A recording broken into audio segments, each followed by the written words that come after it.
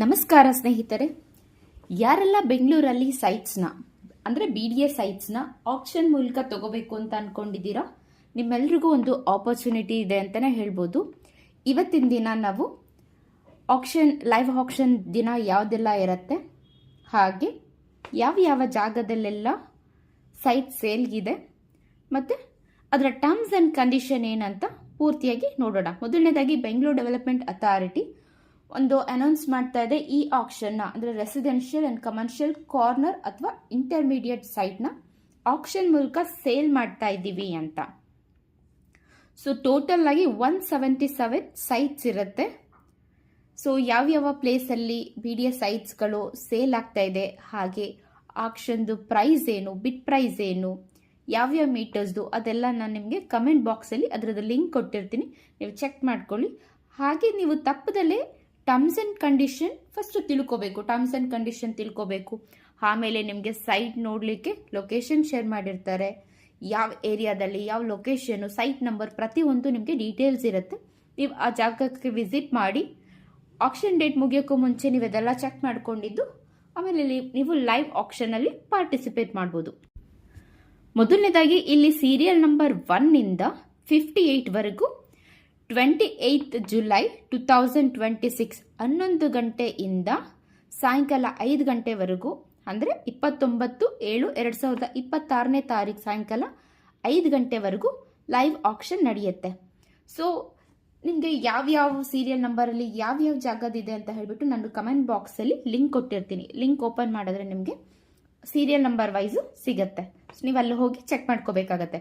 1 to 58ವರೆಗೂ 28 July 2026 ಏನು 11 ಗಂಟೆ, ಬೆಳಿಗ್ಗೆ 11 ಗಂಟೆಯಿಂದ 29 ಜುಲೈ 2026ವರೆಗೆ ಇರುತ್ತೆ.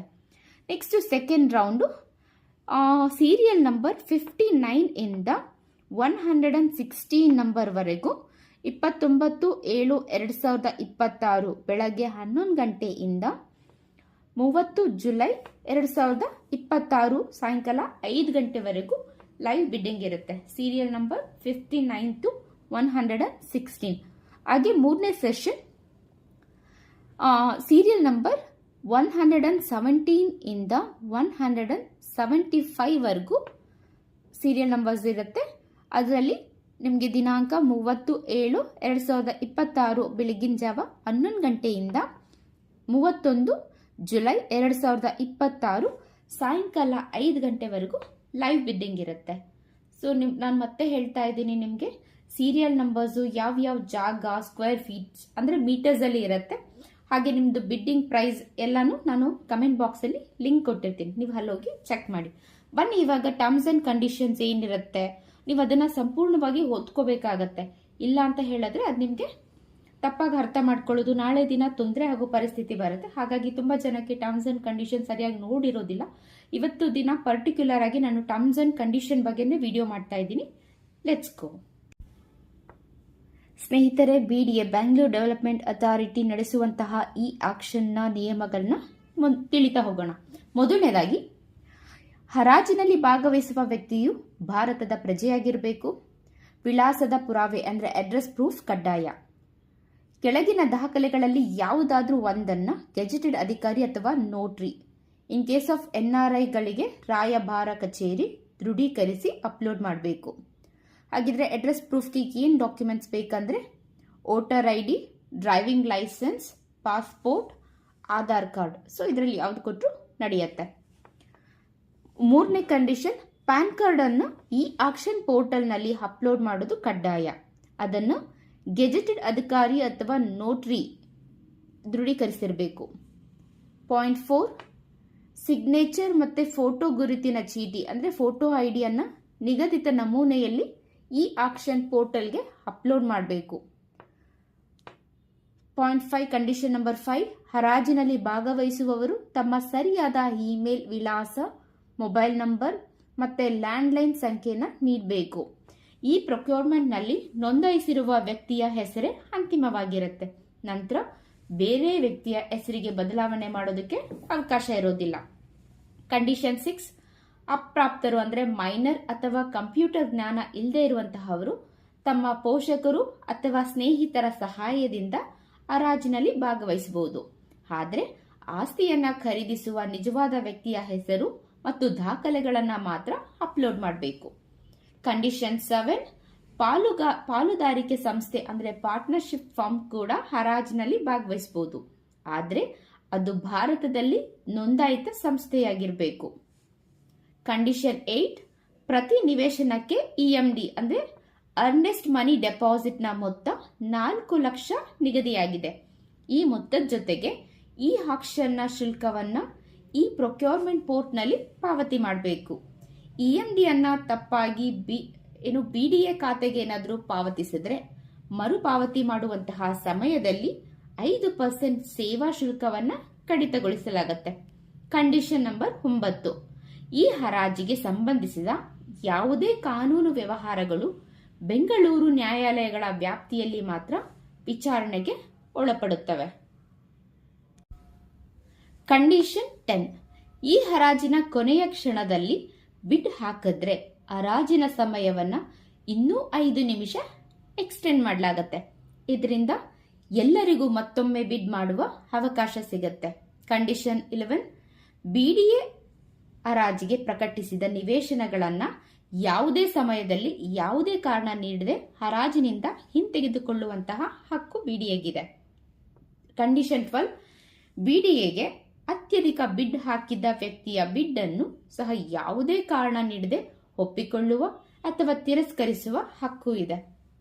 ಕಂಡೀಷನ್ 13, BDA ಬ್ಯಾಂಕ್ ಖಾತೆ ವಿವರಗಳು: bank Canara bank, BDA complex branch, Kumara park west, Bengaluru 560020. ಖಾತೆ ಹೆಸರು ಬೆಂಗಳೂರು ಡೆವಲಪ್ಮೆಂಟ್ ಅಥಾರಿಟಿ. ಖಾತೆ ಸಂಖ್ಯೆ 282101053014.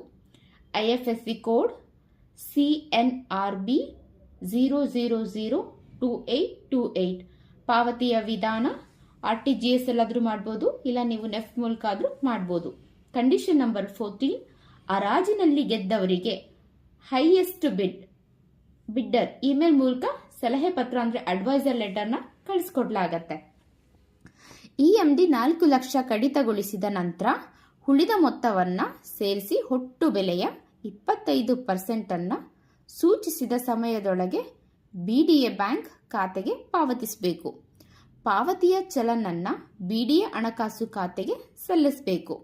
ನಿಗದಿತ ಸಮಯದಲ್ಲಿ 25% ಏನಾದರೂ ಪಾವತಿ ಮಾಡದೇ ಇದ್ರೆ EMD 4 ಲಕ್ಷ ಜಪ್ತಿ ಮಾಡಲಾಗತ್ತೆ.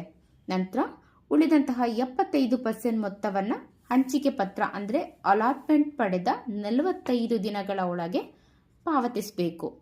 ಕಂಡೀಷನ್ 15, ಹರಾಜಿನಲ್ಲಿ ಆಯ್ಕೆಯಾಗದ ಅನ್ಸಕ್ಸಸ್ಫುಲ್ ಬಿಡ್ಡರ್ಗಳಿಗೆ 4 ಲಕ್ಷ EMD ಅನ್ನ ಯಾವುದೇ ಬಡ್ಡಿ ಇಲ್ಲದೆ ಸೂಕ್ತ ಸಮಯದಲ್ಲಿ ಅವರ ಬ್ಯಾಂಕ್ ಖಾತೆಗೆ ಮರುಪಾವತಿ ಮಾಡಲಾಗುತ್ತೆ. ಕಂಡೀಷನ್ 16, ನಿವೇಶನವನ್ನ ಜಂಟಿ ನೋಂದಣಿ ಅಂದ್ರೆ ಜಾಯಿಂಟ್ ರಿಜಿಸ್ಟ್ರೇಷನ್ ಮಾಡಿಸಬೇಕಾದ್ರೆ ಸಂಬಂಧಪಟ್ಟ ವ್ಯಕ್ತಿಯ ವಿವರಗಳನ್ನು ಈ ಪೋರ್ಟಲ್ನಲ್ಲಿ ಅಪ್ಲೋಡ್ ಮಾಡಬೇಕು. ಜಂಟಿ ನೋಂದಣಿಗೆ ಈ ರಕ್ತ ಸಂಬಂಧಿಕರಿಗೆ ಮಾತ್ರ ಅವಕಾಶ ಇರುತ್ತೆ. ಯಾರ್ಯಾರು ಅಂದ್ರೆ ಪತಿ ಅಥವಾ ಪತ್ನಿ, ಪುತ್ರ, ಅವಿವಾಹಿತ ಪುತ್ರಿ, ಅನ್ಮ್ಯಾರಿಡ್ ಡಾಟರ್. ಕಂಡೀಷನ್ 17, ಹರಾಜಿನ ವೇಳೆ ಒಂದೇ ನಿವೇಶನಕ್ಕೆ ಒಂದೇ ನಿಕ್ನೇಮ್ ಬಳಸಿದರೆ ಆ ಬಿಡ್ಡನ್ನ ಯಾವುದೇ ಕಾರಣ ನೀಡದೆ ತಿರಸ್ಕರಿಸಲಾಗತ್ತೆ. ಕಂಡೀಷನ್ 18, ಗೆದ್ದ ಬಿಡ್ಡರ್ಗೆ ಅಂದ್ರೆ ಹೈಯೆಸ್ಟ್ ಬಿಡ್ಡರ್ಗೆ ಈ ಆಕ್ಷನ್ ಅಡ್ವೈಸ್ ಲೆಟರ್ ಬಂದ ನಂತರ 72 ಗಂಟೆಯೊಳಗೆ ಒಟ್ಟು ಮೊತ್ತದ 25% ಪಾವತಿಸಬೇಕು. 72 ಗಂಟೆಯೊಳಗೆ 25% ಪಾವತಿಸದಿದ್ರೆ ಅಥವಾ ತಡವಾಗಿ ಏನಾದರೂ ಪಾವತಿಸಿದರೆ 4 ಲಕ್ಷ EMD ಅನ್ನ BDA ಜಪ್ತಿ ಮಾಡುತ್ತೆ. ಕಂಡೀಷನ್ 19, ಆದಾಯ ತೆರಿಗೆ ಕಾಯ್ದೆ 2025 ಸೆಕ್ಷನ್ 393 ಪ್ರಕಾರ ಆಸ್ತಿಯ ಬೆಲೆ 50 ಲಕ್ಷಕ್ಕಿಂತ ಹೆಚ್ಚು ಇದ್ರೆ ಖರೀದಿದಾರರು ಒಟ್ಟು ಪಾವತಿಸಬೇಕಾದ ಮೊತ್ತದಿಂದ 1% TDS ಕಡಿತ ಮಾಡಿ ಅದನ್ನು ಆದಾಯ ತೆರಿಗೆ ಇಲಾಖೆಗೆ ಪಾವತಿಸಬೇಕು. ಕಂಡೀಷನ್ 20, ನಿವೇಶನದ ಅಳತೆಯಲ್ಲಿ ಅಂದ್ರೆ ಡೈಮೆನ್ಷನ್ ನಲ್ಲಿ ಕಡಿಮೆ ಅಥವಾ ಹೆಚ್ಚು ವ್ಯತ್ಯಾಸ ಕಂಡು ಬಂದ್ರೆ ಮೊದಲು ಈ ಆಕ್ಷನ್ ಅಧಿಸೂಚನೆಯಲ್ಲಿ ತಿಳಿಸಿರುವ ಅಳತೆಯ ಪ್ರಕಾರ ಪೂರ್ಣ ಮೊತ್ತವನ್ನು ಎಕ್ಸೆಪ್ಟ್ ಟಿಡಿಎಸ್ ಆನ್ ಟೈಮ್ ಸಮಯದಲ್ಲಿ ಪಾವತಿಸಬೇಕು.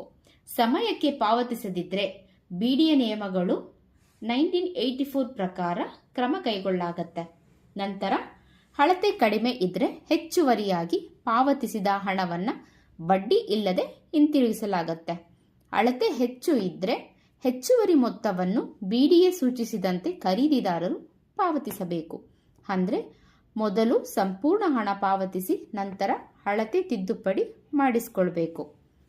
ಕಂಡೀಷನ್ 21 ಹರಾಜಿನಲ್ಲಿ ಭಾಗವಹಿಸುವವರು ಮತ್ತು ನಿವೇಶನ ಖರೀದಿಸುವವರು ಬಿಡಿಎ 1984 ರ ಕಾರ್ನರ್, ಇಂಟರ್ಮೀಡಿಯೇಟ್ ಮತ್ತು ಕಮರ್ಷಿಯಲ್ ಸೈಟ್ಸ್ ಡಿಸ್ಪೋಸಲ್ ರೂಲ್ಸ್ ಅನ್ನು ಕಡ್ಡಾಯವಾಗಿ ಪಾಲಿಸಬೇಕು. ಈ ನಿಯಮಗಳ ಪ್ರತಿಯನ್ನ ಈ ಆಕ್ಷನ್ ದಾಖಲೆಗಳ ಜೊತೆಗೆ ನೀಡಲಾಗಿರುತ್ತೆ.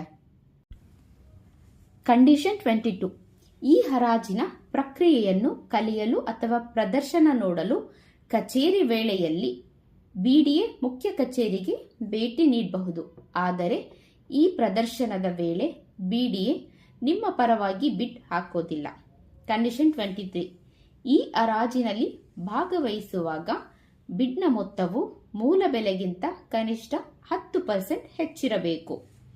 ಉದಾಹರಣೆ, ಮೂಲ ಬೆಲೆ 45,000 ಪ್ರತಿ ಚದರ ಮೀಟರ್, ಕನಿಷ್ಠ ಬಿಡ್ 49,500ಕ್ಕಿಂತ ಹೆಚ್ಚು ಇರಬೇಕು. 49,500 ಮಾತ್ರ ಬಿಡ್ ಮಾಡಿದ್ರೆ ಅದನ್ನು ತಿರಸ್ಕರಿಸಲಾಗತ್ತೆ. ಆದರೆ ಯಾವುದೇ ಬಿಡ್ ಅನ್ನು ಒಪ್ಪಿಕೊಳ್ಳುವ ಅಥವಾ ತಿರಸ್ಕರಿಸುವ ಅಧಿಕಾರ ಬಿಡಿಎಗೆ ಇರುತ್ತದೆ. ಕಂಡೀಷನ್ 24 ಪ್ರತಿ ನಿವೇಶನಕ್ಕೆ ಕನಿಷ್ಠ 2 ಬಿಡ್ಡರ್ಗಳು ಇರಬೇಕು. ಒಬ್ಬನೇ ಬಿಡ್ಡರ್ ಇದ್ದರೆ ಹರಾಜು ಪರಿಗಣಿಸಲಾಗುವುದಿಲ್ಲ. ಕಂಡೀಷನ್ 25 ಬಿಡಿಎ ಅಧಿಕೃತ ವೆಬ್ಸೈಟ್ https://bda-karnataka.in. ಕಂಡೀಷನ್ 26 ಈ ಹರಾಜಿನ ಬಳಕೆದಾರರ ಕೈಪಿಡಿಯನ್ನು ಅಂದರೆ ಯೂಸರ್ ಮ್ಯಾನ್ಯುಯಲ್ ಬಿಡಿಎ ವೆಬ್ಸೈಟ್ನಿಂದ ಡೌನ್ಲೋಡ್ ಮಾಡಬಹುದು. ಹೆಚ್ಚಿನ ಮಾಹಿತಿಗಾಗಿ ಕರ್ನಾಟಕ ಸಾರ್ವಜನಿಕ ಖರೀದಿ ಪಬ್ಲಿಕ್ ಪ್ರೊಕ್ಯೂರ್ಮೆಂಟ್ ಸಹಾಯವಾಣಿಯನ್ನು ಕೊಟ್ಟಿದ್ದಾರೆ, ನೀವು ಅದಕ್ಕೆ ಕರೆ ಮಾಡಿ. ಕಂಡೀಷನ್ 27 ಹರಾಜಿನಲ್ಲಿ ದೊರೆಯುವ ನಿವೇಶನವನ್ನು ಇದ್ದ ಸ್ಥಿತಿಯಲ್ಲೇ ಆಸ್ ಇಸ್ ಕಂಡೀಷನ್ ನೀಡಲಾಗತ್ತೆ. ಬಿಡ್ ಮಾಡುವ ಮೊದಲು ನಿವೇಶನದ ಸ್ಥಳವನ್ನು ಸ್ವತಃ ಪರಿಶೀಲಿಸಬೇಕು. ರಸ್ತೆಯ ಅಗಲ, ಸುತ್ತಮುತ್ತಲಿನ ಪರಿಸ್ಥಿತಿ ಮತ್ತು ಇತರ ವಿವರಗಳನ್ನು ಪರಿಶೀಲಿಸಬೇಕು. ಹರಾಜಿನ ನಂತರ ನಿವೇಶನವನ್ನು ರದ್ದುಗೊಳಿಸುವುದು ಅಥವಾ ಬದಲಾಯಿಸುವುದು ಸಾಧ್ಯವಿಲ್ಲ. ಈ ಹರಾಜಿನಲ್ಲಿ ಅಂದರೆ ಕಂಡೀಷನ್ 28 ಈ ಹರಾಜಿನಲ್ಲಿ ಭಾಗವಹಿಸುವ ಎಲ್ಲ ಬಿಡ್ಡರ್ಗಳು ಮೇಲಿನ ಎಲ್ಲ ನಿಯಮಗಳನ್ನು ಮತ್ತು ಷರತ್ತುಗಳನ್ನು ಕಡ್ಡಾಯವಾಗಿ ಪಾಲಿಸಬೇಕು. ಈ ಹರಾಜಿಗೆ ಸಂಬಂಧಿಸಿದ ಯಾವುದೇ ಮಾಹಿತಿಗಾಗಿ ನೇರವಾಗಿ ಬಿಡಿಎ ಅಧಿಕಾರಿಗಳನ್ನು ಸಂಪರ್ಕಿಸಬೇಕು. ಮಧ್ಯವರ್ತಿಗಳನ್ನು ಸಂಪರ್ಕಿಸಬಾರದು. ಕಂಡೀಷನ್ 30 ನಿವೇಶನಗಳ ಜಿಯೋ ಟ್ಯಾಗ್ ಅಂದರೆ ಸ್ಥಳದ ನಕ್ಷೆ ಅಥವಾ ಲೊಕೇಶನ್ ಮಾಹಿತಿ ಕೇವಲ ಉಲ್ಲೇಖಕ್ಕಾಗಿ ಮಾತ್ರ ನೀಡಲಾಗಿದೆ. ಅದರಲ್ಲಿ ಯಾವುದೇ ವ್ಯತ್ಯಾಸ ಕಂಡು ಬಂದರೆ ಅಥವಾ ಆಧಾರದ ಮೇಲೆ ಯಾವುದೇ ಹಕ್ಕು ಅಥವಾ ದಾವೆಯನ್ನು ಬಿಡಿಎ ಪರಿಗಣಿಸೋದಿಲ್ಲ. ಸ್ನೇಹಿತರೆ, ಟರ್ಮ್ಸ್ ಆ್ಯಂಡ್ ಕಂಡೀಷನ್ ಯೂಶಲಿ ಇಂಗ್ಲೀಷಲ್ಲಿರುತ್ತೆ. ಸೊ ತುಂಬ ಜನಕ್ಕೆ ಕರೆಕ್ಟಾಗಿ ಓದೋಕ್ಕೆ ಗೊತ್ತಾಗಿರಲ್ಲ, ಇಲ್ಲ ಅರ್ಥ ಆಗಿಲ್ಲ ಅನ್ನೋ ಕಾರಣಕ್ಕೋಸ್ಕರ ಇದು ಟರ್ಮ್ಸ್ ಆ್ಯಂಡ್ ಕಂಡೀಷನ್ ತುಂಬ ಇಂಪಾರ್ಟೆಂಟ್ ಇರೋದ್ರಿಂದ ಕನ್ನಡದಲ್ಲಿ ವಿಡಿಯೋ ಮಾಡಿ ಹಾಕಿದ್ರೆ ನಿಮಗೆ ಉಪಯೋಗಕ್ಕೆ ಬರುತ್ತೆ ಅಂತ ನಾನು ಈ ವಿಡಿಯೋನ ಮಾಡಿದ್ದೀನಿ. ಹೆಚ್ಚಿನ ಮಾಹಿತಿಗಾಗಿ ಹಾಗೆ ಇನ್ನೂ ಏನಾದರೂ ನಿಮಗೆ ಡೌಟ್ಸ್ ಇದ್ದರೆ ಕಮೆಂಟ್ ಸೆಕ್ಷನಲ್ಲಿ ತಿಳಿಸಿ. ಚಾನಲ್ನ ಲೈಕ್ ಮಾಡಿ, ಶೇರ್ ಮಾಡಿ, ಸಬ್ಸ್ಕ್ರೈಬ್ ಮಾಡಿ. ಧನ್ಯವಾದಗಳು.